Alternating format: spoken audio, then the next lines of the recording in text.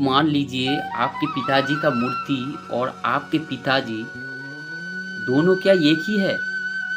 एक मूर्ति है और एक आपके पिताजी रियल लाइफ में सामने है। तो दोनों क्या एक चीज़ हो सकती है दोस्तों? एक मूर्ति है तो वो मूर्ति ही है। अब जितने भी वहाँ पे पूजा कर लो, आरती कर लो, दिया बत्ती कर लो, तो आपके जो असली वाला पिताजी है वो कभी भी वो मूर्ति एक नहीं हो सकता। ठीक उसी नमस्कार दोस्तों, आज हम बात करेंगे भगवान के बारे में। कि भगवान हमारे सनातन धर्म में इतने देवी देवताओं को पूजा जाता है, वो सही है या गलत है? इस चीज़ के बारे में आज हम चर्चा करेंगे। दोस्तों, भगवान शब्द में ही इनका अर्थ छुपा हुआ है दोस्तों। जैसे कि भा से भूमि, ग से गगन, वा से वायु, आ से अग्नि और न से नीर यानी जल। इस इस शब्द को ही इस शब्द में ही भगवान का जो अर्थ है, ये जो पंच तत्व है, इससे जो प्रकृति बनती है, इसी को ही भगवान कहा जाता है। और वेदों में भी आप लोग विशेषकर ऋग्वेद में देखेंगे कि यहाँ पर प्रकृति पूजन की बातें कही गई है दोस्तों। और और ये जो पंच तत्व है, इसको समझने के लिए, इस शक्ति को एक प्रतीक के रूप में समझने के लिए हम लोगों का जो भी पूर्वज थे, वो ऋषि मुनि थे, उन्होंने इनको मूर्ति के रूप में दिखाया ताकि इस मूर्ति को देख करके हम लोग उस शक्ति को स्मरण कर सके। इस मूर्ति को ही वो शक्ति ना समझ बैठे। इसी को समझने के लिए हम लोगों ने मूर्ति पूजन का शुरुआत की थी। लेकिन बहुत ही दुखद की बात है कि आज के समय में हम लोग इस मूर्ति को ही भगवान मानने लगे हैं। ये सही नहीं है, ये गलत है। इस मूर्ति को देख करके स्मरण में आना चाहिए, स्मृति में आना चाहिए, या आपकी चेतना में, सोच में आना चाहिए कि वो उस शक्ति को आप स्मरण कर रहे हैं, सोच रहे हैं।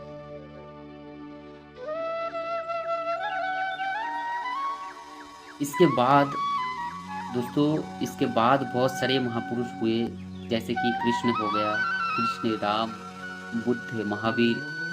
ये जितने भी महापुरुष थे, इनको पूजा जाता है गुण के आधार पर, ना कि शक्ति के आधार पर। इनके पास कुछ विशेष गुण थे जो लोगों को परमात्मा के बारे में समझाया। जैसे कृष्ण जी ने आत्मज्ञान दिया, लोगों को निष्काम कर्म में कैसे वो मुक्ति के द्वार पर जा सकते हैं, उसको उन्होंने बताया। गौतम बुद्ध ने भी वही काम किया, राम जी ने भी वही काम किया, और महावीर ने भी वही काम किया है। तो हम इनको गुण के आधार पर पूजते हैं, इनकी मूर्ति बना करके पूजते हैं, ताकि इनको देख करके, इनकी मूर्ति को देख करके इनकी बताई हुई रास्ते पर हम लोग चल सके। लेकिन आज के समय में हम लोग क्या कर रहे हैं, इनकी बताई हुए रास्ते पर ना चल के हम लोग इनको ही पूजने लग गए कि यही मूर्ति से कृष्ण, राम, गौतम बुद्ध, महावीर निकल करके आएंगे और हमें मुक्ति प्रदान करेंगे। ऐसा नहीं है दोस्तों। इनकी बताई हुई रास्ते पर चल करके ही आप लोग इस प्रकृति से पार जा सकते हैं। काम, क्रोध, लोभ, मोह, इन सब से, इन सब विकारों से मुक्ति पा करके आप लोग मोक्ष की प्राप्ति कर सकते हैं। अब प्रश्न उठता है कि लोग इनको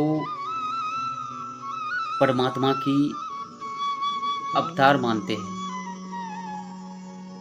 लेकिन इसमें कितना सच्चाई है दोस्तों, वेदांत में, वेदांत उपनिषद आप जब पढ़ोगे तब आपको पता चलेगा कि इसमें जो भी निराकार ब्रह्म है, यानी परमात्मा, इस निराकार ब्रह्म को ही परमात्मा का दर्जा नाम दिया गया है। और उसे वो कभी ना जन्मती है, ना मरती है, उसे ना इस पंच तत्व की देह से देखा जा सकता है, सूंघा जा सकता है, ना उसे पानी में बोल सकते हैं, ना उसे स्पर्श किया जा सकता है। और जो बाद का जो चीज़ आता है वो कैसे आया था दोस्तों, ये कॉन्सेप्ट बहुत बाद आया है। हमारे जितने भी शास्त्र है वहाँ पे ऐसे कोई अवतारवाद की कोई घटना नहीं है। ये ज़्यादातर बहुत बाद में लिखा गया पुराणों में आ जाती है दोस्तों। अब ये प्रश्न उठता है, जो भी परम तत्व है उसे ना देखा जा सकता है, उसे ना सूंघा जा सकता है, ना स्पर्श किया जा सकता है।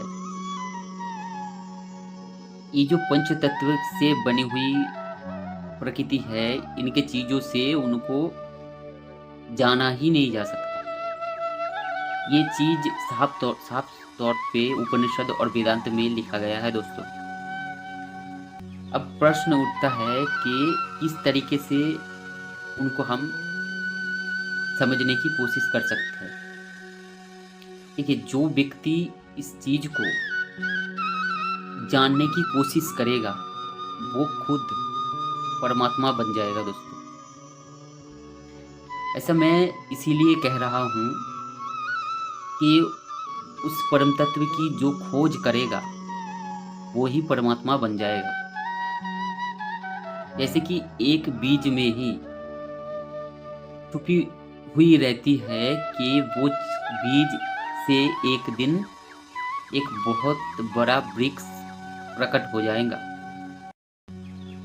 उसी तरीके से आपके अंदर भी बीज रूप में उस परमात्मा का अंश छुपी हुई है। इस चीज को आप जिस दिन जान जाएंगे उस दिन आपके अंदर से ही परमात्मा प्रकट हो जाएगी। और परमात्मा और आप में कोई भेद नहीं है, क्योंकि वो बाहर भी है, वो अंदर भी है। वो कोई कहीं आता भी नहीं, कहीं जाता भी नहीं, वो आपके अंदर ही है। इस चीज को उपनिषद में बहुत सुंदर तरीके से लिखा गया है दोस्तों। अब बात करते हैं कि हम लोग गलतियां कहाँ पर कर रहे हैं दोस्तों। हम लोग गलतियां कर रहे हैं कि इस प्रकृति को ही हम लोग परमात्मा मान रहे हैं। ये सबसे बड़ी भूल है दोस्तों। ये प्रकृति ही परमात्मा नहीं है। प्रकृति में और परमात्मा में अंतर है दोस्तों। अब प्रश्न उठती है कि लोग गलतियां कहाँ पर कर रही है दोस्तों। इस पूजा पाठ में, मूर्ति पूजन में कहाँ गलतियां हो रही है दोस्तों हमारे सनातन धर्म के लोगों से। अब मान लीजिए आपके पिताजी का मूर्ति और आपके पिताजी दोनों क्या एक ही है? एक मूर्ति है और एक आपके पिताजी रियल लाइफ में सामने है, तो दोनों क्या एक चीज हो सकती है दोस्तों? एक मूर्ति है तो वो मूर्ति ही है। अब जितने भी वहां पे पूजा कर लो, आरती कर लो, दिया बत्ती कर लो, तो आपके जो असली वाला पिताजी है वो कभी भी वो मूर्ति एक नहीं हो सकता। ठीक उसी तरीके से ये जो परमात्मा है और परमात्मा की बनाई हुई, जैसे हम लोग जिनको परमात्मा मान रहे हैं, जो महापुरुष है, जैसे कृष्ण हो गया, राम हो गया, आपका कोई भी महापुरुष है, उनका जो चित्र है उनको ही हम लोग परमात्मा मान करके जो पूज रहे हैं वो गलत है दोस्तों, क्योंकि वो दोनों एक नहीं है दोस्तों। परमात्मा का जो शक्ति है, हाँ, हम इन महापुरुष की बताए हुए रास्तों पर चल करके हम उस परम तत्व को जानने की जैसे ही प्रयास करेंगे और जानने की कोशिश करेंगे, तो हमारे अंदर जो भी उस परम तत्व का अंश अंश है, वो बीज के अंदर जैसे छुपी हुई वृक्ष रहती है, उसी तरीके से वो परमात्मा भी हमारे अंदर प्रकट हो जाती है। तब हम बिना डरे उस परमात्मा में समर्पित हो करके एक अच्छी जिंदगी जी सकते हैं। काम, क्रोध, लोभ, मोह, इन सब विकारों से ऊपर उठ करके दया, दान, करुणा, ये सबसे बड़ी पूजा है। इस पूजा को कर करके हम लोग उस परम तत्व की समीप जा सकते हैं और खुद को ही जान सकते हैं, खुद को भी जान सकते हैं दोस्तों।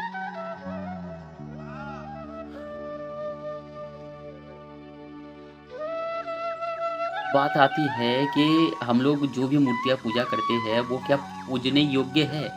आप पूज सकते हैं। अगर उस मूर्ति को देख करके आप उस अविनाशी परम तत्व को जानने की और समझने की कोशिश करते हैं, और जिन महापुरुष की आप पूजा कर रहे हैं, उनकी बताई हुई रास्ते पर आप चल करके परमात्मा को जानने की अगर कोशिश कर सकते हैं, तो आपके लिए ये चीज़ कारगर साबित होगा।